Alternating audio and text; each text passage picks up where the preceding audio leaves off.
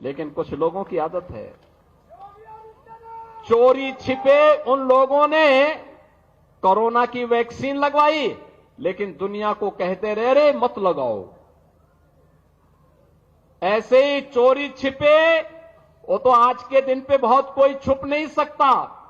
चोरी छिपे चुपचाप संगम में डुबकी लगा करके आ गए, लेकिन जनता जब पुण्य का भागीदार बनने के लिए, स्नान करने के लिए जा रही है, कह रहे मत जाओ मत जाओ। लेकिन जनता कहां मानने वाली है? जनता तो उनकी असलियत जान चुकी है, और इसे करोड़ों की संख्या में श्रद्धालु जाकर के आज भी और 26 फरवरी तक रेला इसी प्रकार से आगे बढ़ता रहेगा, कोई संदेह नहीं।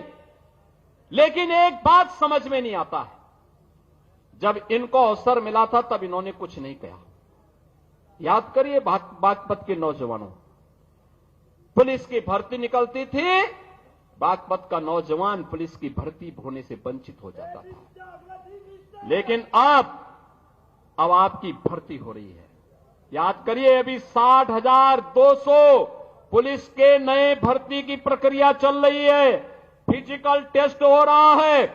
अगले 1.5 महीने के अंदर, 1.5 से 2 महीने के अंदर इनकी ट्रेनिंग का कार्यक्रम आगे बढ़ेगा, और इस साल के अंत तक यूपी पुलिस को 60,200 नए पुलिस कार्मिक मिलेंगे, बिना भेदभाव के। बागपत का नौजवान भी होगा, मुजफ्फरनगर का भी होगा, बुलंदशहर का भी होगा, गाजियाबाद का भी, हापुड़ का भी, बिजनौर का भी, शामली का भी, सहारनपुर का भी, हर एक जनपद का नौजवान होगा। उत्तर प्रदेश की ताकत का एहसास कराएगा, और उत्तर प्रदेश का नौजवान ही नहीं होगा, उत्तर प्रदेश की बेटियां भी होंगी, क्योंकि उनके लिए तो 20% जगह हमने अनिवार्य रूप से कर दिया है कि बेटी भी इसमें अनिवार्य रूप से भर्ती होगी। बहनों और भाइयों, इन नौजवानों के बल पर ही हम उत्तर प्रदेश की कानून व्यवस्था को देश की सबसे बेहतरीन कानून व्यवस्था बना रहे हैं। बेटी भी सुरक्षित है, व्यापारी भी सुरक्षित है, हर व्यक्ति अपने आप को सुरक्षित महसूस करता है। यहां निवेश आ रहा है, नए नए निवेश के माध्यम से हम आगे कार्यक्रम आगे बढ़ा रहे हैं। और मैंने तो अभी जयंत जी को बताया है, मैंने कहा हम लोग दिल्ली बागपत देहरादून एक्सप्रेसवे में बागपत के पास एक इंडस्ट्रियल कॉरिडोर का निर्माण का कार्यक्रम कराना चाहते हैं। यहां इंडस्ट्री लगे, इस कार्यक्रम को हम आगे बढ़ाना चाहते हैं। बस उसमें आप लोगों का आशीर्वाद और सहयोग प्राप्त होगा तो हमारे स्तर पर कहीं कोई संदेह नहीं, उस कार्यक्रम के लिए हम लोग पैसे की व्यवस्था भी कर चुके हैं। बहनों और भाइयों, ये कार्यक्रम इसी रूप में आगे बढ़ेंगे। बागपत में मेडिकल कॉलेज के निर्माण की कार्रवाई को तेजी के साथ आगे बढ़ाने का आदेश दिया जा चुका है।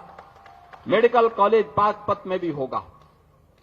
यहां पे इंटर कॉलेजेस की मांग, सड़कों के निर्माण की मांग, या अन्य जो भी अन्य कार्यक्रमों को आगे बढ़ाने की मांग यहां के हमारे जनप्रतिनिधियों के माध्यम से हमारे पास आती है। हम लोग उसमें कहते हैं कोई किसी प्रकार का कोई रोक टोक नहीं होना है।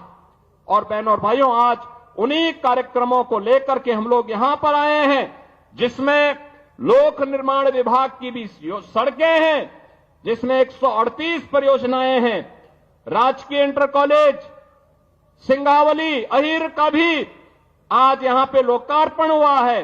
राजकीय कन्या इंटर कॉलेज बिलोचपुरा, इसका भी आज लोकार्पण का कार्यक्रम हुआ है। और बागपत में एक नए बस स्टेशन का लोकार्पण का कार्यक्रम होने के साथ ही आईटीआई प्रहलादपुर यमुना नदी के बाएं किनारे स्थित जागोस में बाढ़ सुरक्षा के कार्य हैं।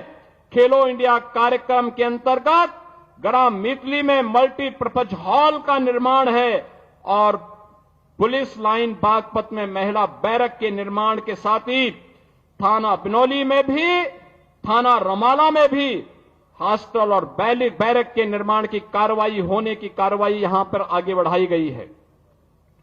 शिलान्यास के साथ ही हमने बड़ौद अमीनगर सराय मार्ग का, छपरौली से बिजवाड़ा रजवाहा माखर नहर पट्टी का निर्माण का कार्य और बागपत से मुरादनगर मार्ग को 2 लेन चौड़ीकरण सुदृढ़ीकरण के कार्य का शिलान्यास भी किया है।